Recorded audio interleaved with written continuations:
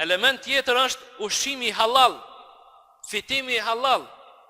Prej ardhja e fitimit tënd me qenë halal. Është prej kushteve që të pranohet lutja. Ka thonë pejgamberi sallallahu alaihi wasallam, Allahu është i mirë dhe nuk e pranon vetë të mirën.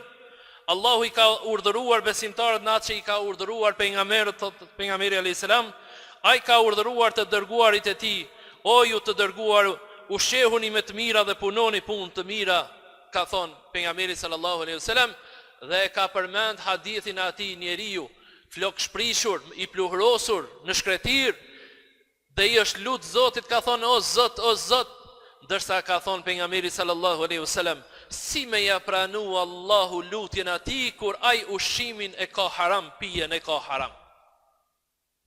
Ushqimin e ka haram të ndalum dhe pijen e ka haram të ndalum, nuk kujdeset për ato që i fiton, ka i fiton, si i fiton dhe ku i çon, dhe pastaj i drejtohet Zotit, o Zot më pështo, o Zot më lut, o Zot lutem ty, o Zot kështu.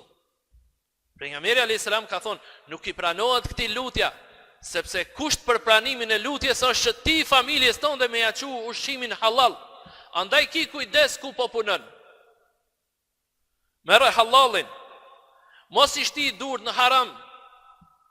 Mos i shti durt në haram, se harami të djeg. Të djeg këtë dynja, mirë po na atë dynja edhe ma shumë të djeg. Allahu na ruaj nga harami, ya Rabbil Alamin.